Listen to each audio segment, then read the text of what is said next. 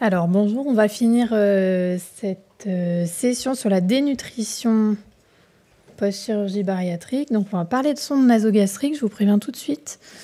Je ne reviens pas sur le contexte. Donc la chirurgie bariatrique a plein d'avantages, c'est le but du jeu, mais tous ces avantages passent par la perte de poids. Voilà. Sur les comorbidités métaboliques, mécaniques, la qualité de vie et la réduction de la mortalité et de l'augmentation de l'espérance de vie. Le problème étant que la dénutrition, dans sa définition, c'est un déséquilibre en fait entre les apports et les besoins de l'organisme qui va induire un changement de la composition corporelle qui est délétère pour l'organisme et avec des complications. Et ça passe notamment par une perte de poids également, avec comme complications des pertes d'autonomie, une augmentation du risque infectieux, des complications chirurgicales, troubles de la cicatrisation, l'évolution de maladies chroniques, d'altération d'efficacité des traitements, majoration des effets secondaires, une altération de la qualité de vie et majoration de la mortalité. Donc tout le but, c'est d'essayer de faire des chirurgies bariatriques sans avoir de la dénutrition, même si ça passe par le même biais. Donc, on reprend les définitions de dénutrition et sarcopénie qui ont été reprises par la HAS en 2019 et 2021. Donc, et dénutrit quelqu'un qui a à la fois un critère étiologique, c'est-à-dire un mécanisme qui favorise la dénutrition. Parmi ces mécanismes, ça peut être une baisse des apports, ça peut être une absorption réduite et ça peut être une augmentation des besoins et le tout peut se cumuler. Par exemple, dans une chirurgie bariatrique, il y a une baisse des apports puisque c'est le principe, on a fait une restriction. Parfois, il y a une absorption réduite et puis il suffit qu'il y ait une complication ou qu'il y ait une infection ou qu'il y ait une grossesse et il y a une augmentation des besoins. Donc, c'est un vivier de dénutrition, la chirurgie bariatrique. Et puis, il faut qu'il y ait donc un mécanisme qui peut la favoriser et un critère phénotypique qui définisse la dénutrition, soit la perte de poids à différents pourcentages en fonction de l'évolution, soit un IMC bas, moins de 18,5 chez les moins de 70 ans, moins de 22 chez les plus de 70 ans. Et puis la nouveauté, ça c'était déjà le cas dans les anciennes définitions, la nouveauté c'est cette notion de sarcopénie un peu secondaire, parce qu'initialement on n'en parlait que pour l'avancée en âge. Donc la sarcopénie, c'est la réduction à la fois de la masse et de la fonction musculaire. Donc, si on perd du poids et qu'on perd du muscle, on est dans un état de déséquilibre de la composition corporelle qui va être délétère.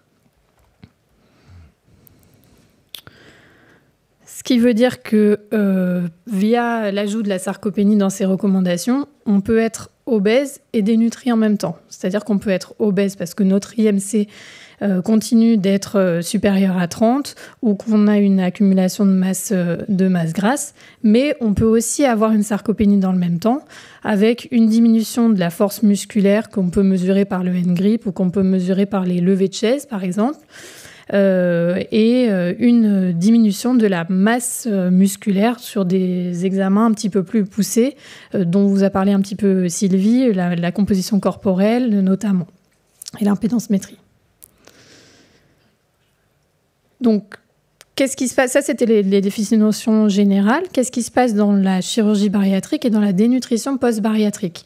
Donc, qu'est-ce qui peut favoriser la majoration des pertes ? Ça peut être des chirurgies malabsorptives, des révisions chirurgicales ou des chirurgies bariatriques multiples, les vomissements en lien avec les complications chirurgicales ou des vomissements gravidiques s'il y a une grossesse qui s'ajoute à tout ça. Il peut y avoir une baisse des ingestats par la chirurgie bariatrique elle-même, puisqu'on a dit que notamment dans la première année, en fait, le but du jeu, c'est de réduire drastiquement la quantité d'alimentation qui peut passer.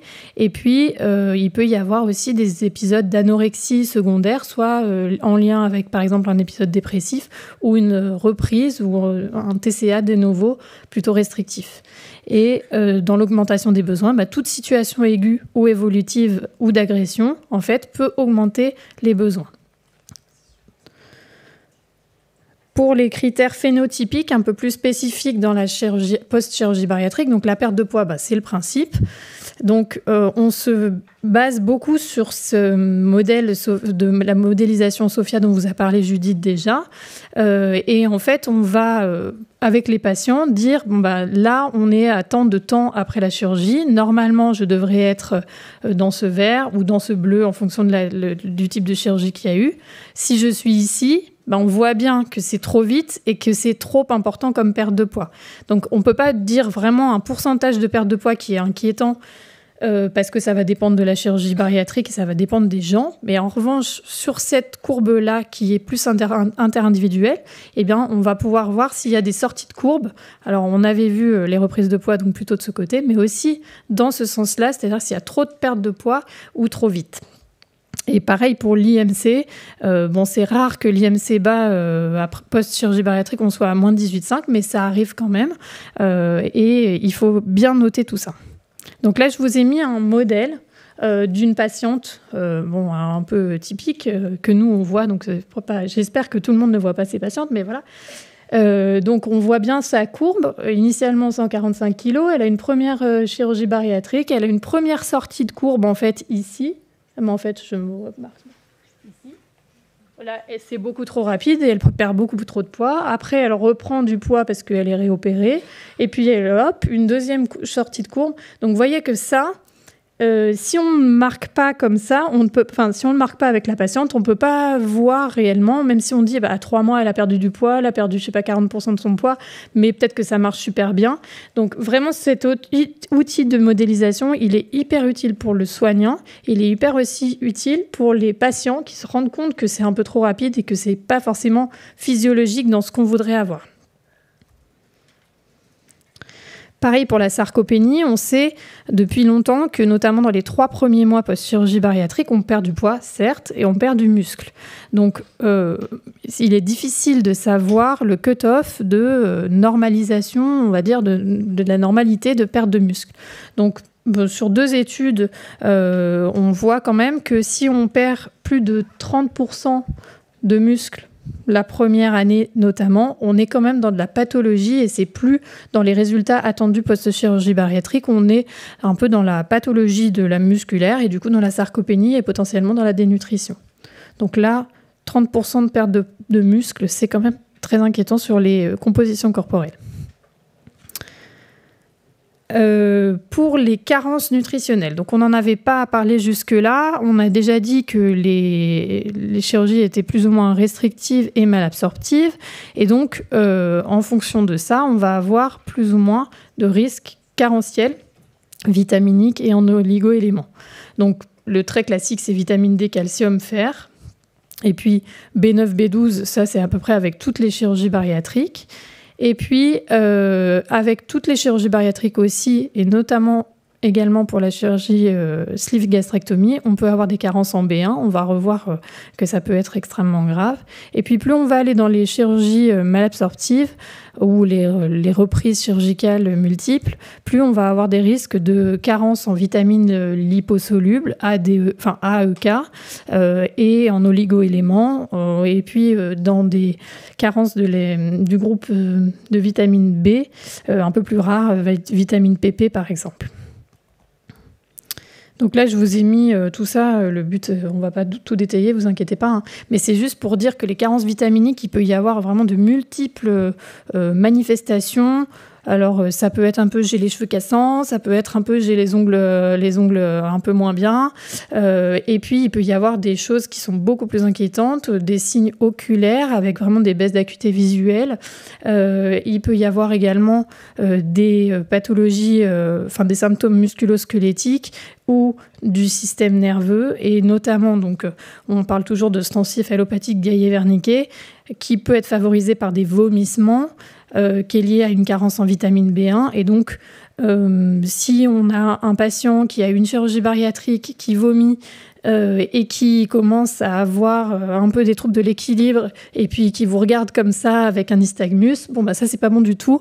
Il faut vraiment rapidement lui l'hospitaliser et lui injecter rapidement de la B1. Et puis, dans les autres carences en vitamine B, notamment B12, il peut y avoir des complications neurologiques plus ou moins réversibles. C'est ça qui fait la gravité quand même de sclérose combinée de la moelle. Donc, vraiment, pathologie. Dans les signes d'alerte, on dit souvent vomissement, mais aussi, si on commence à avoir des troubles neuropsy après une chirurgie bariatrique, ça, c'est un signe d'alerte. Et il faut vraiment particulièrement regarder le bilan vitaminique à ce moment-là.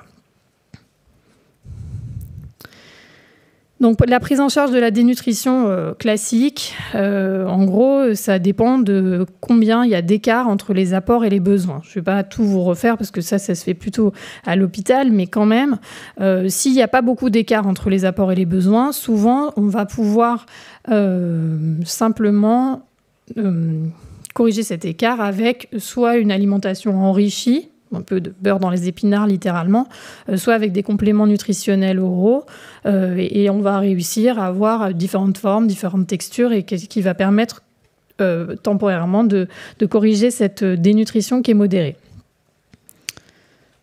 avec les compléments du commerce ou les compléments de la pharmacie. Si en revanche on a un écart qui est un peu plus important, c'est-à-dire que si on a plus de 500, on va dire, kilocalories d'écart, ce qui correspond à une dénutrition modérée avec baisse des ingestats ou une dénutrition sévère, là, de mettre un complément par jour ou deux compléments par jour, on ne va jamais s'en sortir, parce que je ne sais pas si vous avez déjà goûté les compléments, mais c'est un peu dégueulasse, il ne faut pas le dire, et puis c'est très difficile à prendre sur le long terme. Donc on peut avoir recours, même si c'est un peu bizarre philosophiquement comme ça à réfléchir, à de la nutrition artificielle, même après chirurgie bariatrique. Donc, c'est des sondes d'alimentation pour après chirurgie bariatrique. Et donc, ça peut être une nutrition entérale ou une nutrition parentérale au même titre que dans la dénutrition générale. Donc, on avait fait une étude sur des patientes très sévèrement dénutries qui avaient un recours à une nutrition artificielle. Donc, c'était des patients qui avaient plusieurs chirurgies la plupart du temps et pour lesquels on avait mis en place une nutrition artificielle. Donc là, on avait prévenu le syndrome de renutrition inappropriée. Je vous passe un peu les détails de tout ça. On avait calculé les besoins sur le poids ajusté, parce que juste simplement, si une personne elle fait 300 kg, on ne va pas faire 300 kg fois 35. Donc voilà. Et puis, on avait utilisé la plupart du temps une nutrition entérale pour ces patients, même obèses, dénutris sévèrement. Et on avait utilisé des solutés un peu spécifiques prédigérés. Donc, qu'est-ce que ça donne de mettre une sonde nasogastrique à quelqu'un qui est dénutri, qui a été obèse et qui avait fait une chirurgie bariatrique pour arrêter d'être obèse? Et ben, en fait, ça se passe plutôt bien. Et on voit qu'ils ne prennent pas tellement de poids. C'est vraiment pour corriger l'écart entre les apports et les besoins et la mauvaise composition corporelle. Et puis, en même temps, on voit que le NGRIP, l'albumine, tous ces marqueurs-là nutritionnels de qualité sont améliorés. Et pour répondre à la question juste avant, là, le délai par rapport à la dernière chirurgie, il y a en gros la première année ou premières 2 ans où en fait on a la perte de poids, où souvent il peut y avoir une dénutrition post-bariatrique à l'occasion de cette perte de poids, mais il peut y en avoir qui sont vraiment, vous voyez, 11 ans après, ça peut être très très, très tardivement après. Alors, quelles sont les situations à risque de dénutrition quand on a un antécédent de chirurgie bariatrique? C'est déjà les situations à risque de sarcopénie, donc l'âge avancé. Il y a aussi des résultats pondéraux ou musculaires de la chirurgie bariatrique qui sont un peu trop bons, on va dire.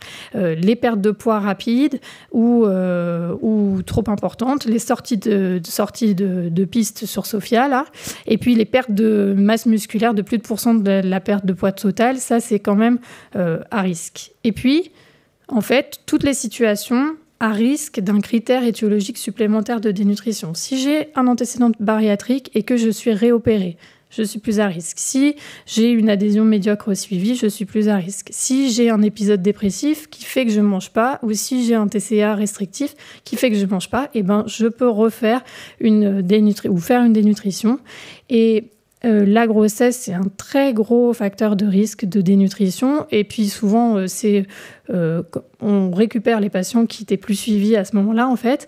Donc, les vomissements gravidiques et puis la majoration des besoins fait qu'on est plus à risque de dénutrition. Ce qui est compliqué, c'est que ces facteurs de risque de dénutrition, c'est aussi des facteurs de risque de reprise de poids parfois. Donc, en tout cas, voilà, les écarts et les sorties de pistes de Sophia, je pense que c'est un très bon moyen de se dire il faut retourner en tout cas vers les nutritionnistes et le suivi pour essayer de voir s'il n'y a pas une complication, qu'elle soit une reprise de poids ou une dénutrition. J'ai l'impression de ne pas avoir du tout été claire, mais c'est pas grave, c'est la fin de journée, on va dire, donc vous me direz. Donc les conclusions, et après je serai évidemment ouverte à toute question. Toute chirurgie bariatrique, même que restrictive, peut engendrer des carences nutritionnelles qui peuvent être sévères. Donc les signes d'alerte chirurgicaux, on va dire tachycardie, vomissement, etc., c'est à risque. Mais si on commence à avoir une chute de cheveux, des signes neuropsie un peu bizarres, franchement, il faut vraiment que les patients considèrent que leur antécédent de chirurgie bariatrique et le disent tout le temps, parce que c'est quand même pas la même chose que si on n'a pas été opéré. Le diagnostic de dénutrition post-bariatrique, il n'y a pas de critères spécifiques, mais il faut être vraiment vigilant quand il y a une perte de poids trop importante ou une perte de masse musculaire supérieure à ce qu'on pourrait attendre. Les situations à risque de dénutrition, les TCA, les syndromes dépressifs, les chirurgies bariatriques multiples, les grossesses, les ruptures de suivi. Et finalement, la prise en charge de la dénutrition, elle n'est pas très différente de la prise en charge de la dénutrition classique quand on a un antécédent de bariatrique. C'est des patients qui sont assez complexes, vous imaginez bien, entre aller voir le chirurgien, aller voir le nutritionniste, être hospitalisé, le diète, le psy, l'endoscopie digestive, tout ça. Donc, c'est des patients qui sont souvent très hospitalisés et on a réellement besoin d'un suivi pluridisciplinaire et d'une supplémentation vitaminique plus que jamais important, et le suivi à vie avec une équipe vraiment qui travaille avec tous les services. Vous voyez, ça peut aller de la réa, la maternité, la radio interventionnelle, la chirurgie, la nutrition, l'endoscopie digestive. Voilà. Donc, comme j'ai pas été très claire, je vous conseille de lire cet article qu'on a fait, qui est, je crois, relayé sur le site du CSO, c'est ça, et sur LinkedIn. Et on reprend un petit peu tout ça, et on reprend des choses pratico-pratiques, avec notamment les signes de différentes carences, dans quel aliment on peut favoriser si on a tel ou tel type de carence. Et je vous ai mis les ordonnances type dont vous pouvez vous inspirer. Après, je ne sais pas s'il y a vraiment si c'est interdit de faire ça, voilà, mais en tout cas, les ordonnances type après la sleeve et après le bypass, c'est plutôt après 1 an. Et donc, merci à Benoît Musolini qui s'est bien amusé à faire toutes ces ordonnances. Donc ça, c'est les ordonnances de vitaminothérapie et les ordonnances type du suivi biologique dont on avait déjà un peu parlé. Et j'en profite pour dire que ce n'est pas remboursé. Il y a beaucoup de choses là-dedans qui ne sont pas remboursées dans le bilan. Donc, c'est assez compliqué. Souvent, on les fait venir, nous, en HDJ. On profite de l'HDJ pour essayer de se faire rembourser à ce moment-là. Même quand on a une carence avérée. Et les supplémentations vitaminiques, malheureusement, ne sont pas encore remboursées, à part en dehors du fer et de la vitamine D. Donc, à la limite, B9, B12, je crois. Donc, c'est quand même important parce que ça peut être un sacré budget. Voilà. Je ne sais pas si vous avez des questions.